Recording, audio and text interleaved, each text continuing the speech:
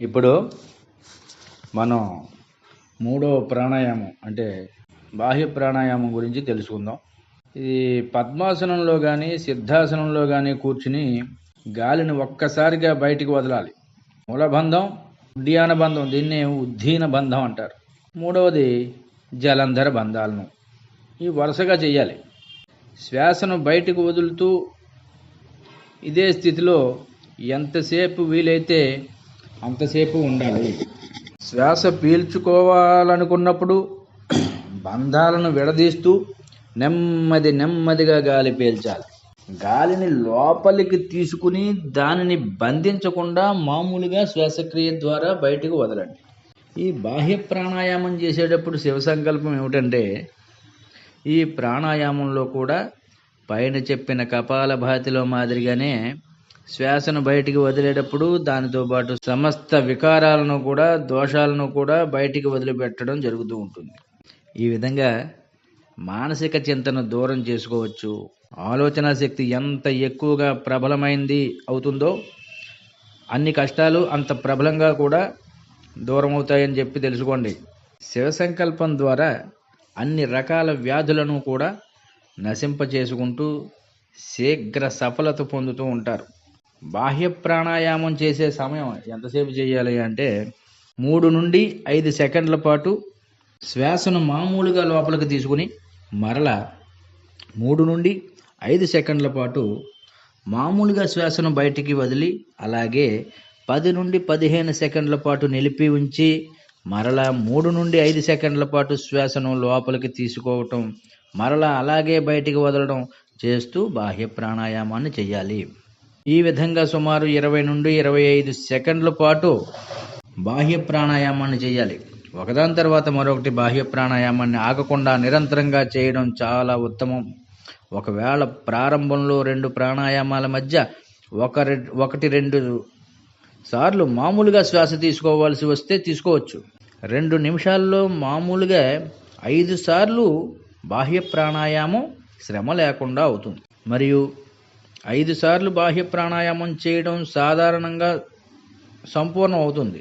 మలద్వారం జారుట, మూలశంఖ, fissure, ఫిస్టుల, యోని జారిపోవుట, అధిక మూత్ర విసర్జన, మూత్రంలో స్రావాలు మరియు యోని సంబంధ సమస్యలతో బాధపడేవారు దీనిని 11 సార్లు అభ్యాసం చేయాలి.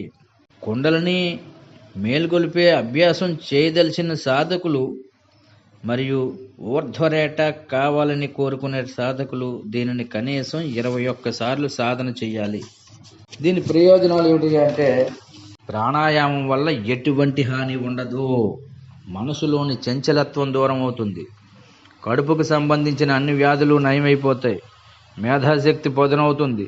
ఈ ప్రాణాయామం మొత్తం శరీరాన్ని పరిశుభ్రపరిచి వీర్యగమనాన్ని వృద్ధి చేసి స్వప్న దోషం, శీఘ్ర స్ఖలనం లాంటి వైపరీత్యాలను నయం చేస్తుంది. ఇది ప్రారంభంలో బలహీనమైనటువంటి వ్యాధికి లోనైనటువంటి భాగాలకు కొంచెం నొప్పి కలిగిస్తాయి. ఆయా భాగాల ఆరోగ్యాన్ని అభివృద్ధి చేయడానికి ఈ ప్రాణాయామం త్రిబంధపూర్వకంగా సాధన చేయాలి. ఆ త్రిబంధాలు ఏమిటనేవి కూడా ఇప్పుడు మనం చెప్పుకుందాం. ఒకటోది జలంధర బంధం. అసలు పద్మాసనంలో కానీ సిద్ధాసనంలో కానీ నిటారుగా కూర్చుని గాలి లోపలికి పీల్చండి. అలా చేసేటప్పుడు 2 చేతులు మోకాళ్ళ మీద ఉంచండి. మీ మెదడు కొంచెం దిగువకు వంచుతూ గెడ్డాన్ని కంఠాన్ని ఆనేటట్లుగా చేయటాన్ని, మీ యొక్క గెడ్డం కంఠానికి ఆనాలన్నమాట. ఇలా చేయటాన్నే జలంధర బంధం అని అంటారు. మీ కంటి దృష్టిని కనుబొమ్మల మధ్య ఉండేటట్లుగా ఏకాగ్ర దృష్టితో చూడండి. మీ గుండె దానంతట అదే ముందుకు పొడుచుకుంటూ వస్తుంది. ఈ బంధనం కంఠస్థానంలోని నాడులన్నింటినీ కూడా బంధించి ఉంచుతుంది. ఈ మూలబంధం వల్ల ప్రయోజనాలు ఏమిటంటే, స్వరం శ్రావ్యంగా, అందంగా, ఆకర్షణీయంగా మారుతుంది. మెడను గట్టిగా అదిమి ఉంచడం ద్వారా ఎడ పింగళ నాడులు వాటంతటా అవే మూసుకుని ప్రాణాన్ని సుషుమ్ను వైపుకు మళ్లిస్తూ ఉంటాయి. గొంతుకు సంబంధించినటువంటి అన్ని వ్యాధులకు కూడా లాభప్రదమైంది. థైరాయిడ్ గ్రంథికి సంబంధించినటువంటి వ్యాధులు గవద వాపు కూడా నయం అయిపోతాయి. శుద్ధి చక్రం జాగృతి అవుతూ ఉంటుంది, అంటే విశుద్ధి చక్రం అని కూడా దీన్ని అంటూ ఉంటారు.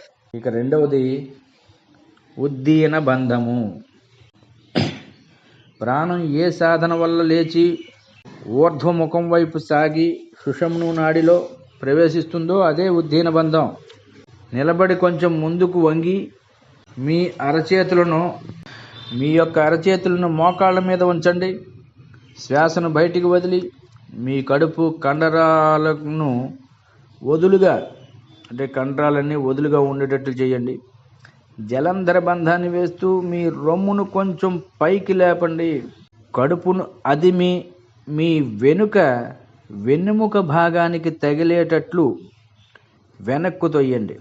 ఈ స్థితిలో మీరు ఉండగలిగినంతకాలం ఉండండి. ఆ తర్వాత శ్వాస పీల్చుకుని కొంచెం ఆగి మళ్ళీ ఇదే క్రియను మళ్ళీ చేయండి. ప్రారంభంలో ఈ బంధాన్ని 3 సార్లు చేయండి. నిదానంగా ఈ సంఖ్యను పెంచుకుంటూ సాధన కొనసాగించండి. ఈ బంధాన్ని పద్మాసనంలో కానీ సిద్ధాసనంలో కానీ కూర్చొని నిర్వహించాలి. అయితే దీని ప్రయోజనాలు ఏమిటంటే ఉదర సంబంధమైన వ్యాధులన్నింటినీ కూడా దూరం చేస్తుంది. అన్ని ప్రాణాలను కూడా చైతన్యవంతం చేసి మణిపూరక చక్రాన్ని శుద్ధి చేస్తుంది. ఇక మూడవ బంధం మూలబంధము. మూలబంధం అంటే పద్మాసనంలో కానీ లేదా సిద్ధాసనంలో కానీ కూర్చుని శ్వాసను పీల్చి గుద భాగాన్ని మూత్రేంద్రియాన్ని కూడా లోపలికి ఆకర్షించండి. ఇలా చేసేటప్పుడు బొడ్డును కింది భాగం లాగుతూ ఉంటుంది. ఈ బంధాన్ని బ్రహ్మ కుంభకంతో పాటు చేయటం తేలికగా ఉంటుంది. అనుభవం గల యోగులు ఈ బంధ స్థితిలో కొన్ని గంటలు ఉండగలుగుతూ ఉంటారు. ఈ బంధాన్ని సాధన చేసేటప్పుడు అనుభవజ్ఞులైన వారి పర్యవేక్షణలోనే చేయాలి. దీనివల్ల ప్రయోజనాలు ఏమిటంటే అపానవాయువు పైవైపుకు పోయి ప్రాణవాయువుతో కలిసిపోతుంది. కుండలిని మేల్కొలపడానికి మూలమైనటువంటి మూలాధార చక్రాన్ని ఇది చైతన్యవంతం చేస్తూ ఉంటుంది. ఇది మలబద్ధకాన్ని నయం చేస్తుంది, జీర్ణశక్తిని పెంచుతుంది, మూలవ్యాధిని నివారిస్తుంది, వీర్యాన్ని ఊర్ధ్వ దిశ వైపుకు మళ్లించి బ్రహ్మచర్య సాధనలో ఉపయోగపడుతూ ఉంటుంది. అందువలన బ్రహ్మచర్యానికి ఈ బంధం మహత్వపూర్ణమైనది. ఇక ఈ 3 బంధాలే కాకుండా మరొక బంధం గురించి చెబుతూ ఉంటారు, అంటే మహాబంధం అంటారు దాన్ని. పద్మాసనంలో కూర్చుని ఏదైనా ఒక ధ్యానోపయోగ స్థితిలో కూర్చోండి. పద్మాసనం అనే కాదు, సిద్ధాసనమైనా పర్వాలేదు. పైన చెప్పినటువంటి జలంధర బంధనం, ఉద్యాన బంధం, ఈ మూలబంధం కలిపి ఒకేసారి సాధన చేయటాన్ని మహాబంధం అంటారు. దీనివల్ల పైన పేర్కొన్నటువంటి 3 బంధాల ప్రయోజనాన్ని పొందగలుగుతారు. ఈ అన్ని బంధాలను బాహ్య కుంభకం ద్వారా సాధన చేయవచ్చును. ఈ బంధాలు వేసినప్పుడు గాలి బయటకు వదలడం, కాసేపు ఉండడం, మళ్ళీ లోపలికి వదలడం, కాసేపు ఉండడం, ఇలాగా సాధన చేయాలి. ఈ సాధన అనేది ఎలా చేయాలంటే, ఇప్పుడు మనం 3వ పద్ధతి బాహ్య ప్రాణాయామం త్రిబంధాలతో చేయాలి అని చెప్పుకున్నాం కదా. ఆ త్రిబంధాలను ఈ విధంగా చేస్తూ ఈ బాహ్య ప్రాణాయామం ముందుగా చెప్పుకున్నట్టుగా చేయాలన్నమాట. 3 బంధాలతోటి కూడా శ్వాసను బయటకు వదులుతూ ఇదే స్థితిలో ఎంతసేపు వీలైతే అంతసేపు కూడా ఉండండి. శ్వాస పీల్చేటప్పుడు మాత్రము ఈ బంధాలన్నీ విడగొట్టుకుని నెమ్మదిగా గాలి పీల్చుకోవాలి. అలాగే గాలిని లోపలికి తీసుకుని దానిని బంధించకుండా మామూలుగా శ్వాసక్రియ ద్వారా బయటికి వదలాలి. ఇలా బాహ్య ప్రాణాయామం చేస్తూ ఉండాలి. ఈ 3 బంధాలతోటి కూడా ఈ బాహ్య ప్రాణాయామం చేయమని చెప్పేసి చెప్పడం జరిగింది. కొంతసేపు మూలబంధంతో చేయండి, కొంతసేపు ఉద్దీన బంధంతో చేయండి, కొంతసేపు జలంధర బంధంతో చేయండి. ఇదే ప్రాణాయామం 3 బంధాలను కలిపి మహాబంధంతో కొంతసేపు సాధన చేయండి. అలా చేసినా కూడా 3 నుండి 5 సెకండ్ల పాటు శ్వాసను మామూలుగా లోపలికి తీసుకుని మరలా 3 నుండి 5 సెకండ్ల పాటు శ్వాసను బయటికి, అలాగే వదలాలి. 10 నుండి 15 సెకండ్ల పాటు ఆ గాలిని నింపి మరలా 3 నుండి 5 సెకండ్ల పాటు శ్వాసను లోపలికి తీసుకోవాలి. అలాగే బయటికి వదలడం ఇలా చేస్తూ బాహ్య ప్రాణాయామాన్ని చెయ్యాలి. దీన్ని సుమారు 20 నుంచి 25 సెకండ్ల పాటు బాహ్య ప్రాణాయామాన్ని చెయ్యాలి. ఇంతకు ముందు చెప్పుకున్నట్టుగా దీనివల్ల ఎలాంటి హాని ఉండదు. ఇది మనం చెప్పుకున్నాం. ఇవి కడుపుకు సంబంధించిన అన్ని వ్యాధులు నయమైపోతాయి. ఈ యొక్క త్రిబంధాలతోటి కూడా ఈ యొక్క ప్రాణాయామం చేయడం వల్ల అన్ని దోషాలు పోతాయి. కాబట్టి ఈ ప్రాణాయామం త్రిబంధపూర్వకంగా చేయండి. స్వస్తి. ఇక 4వ ప్రాణాయామం గురించి తర్వాత చెప్పుకుందాం.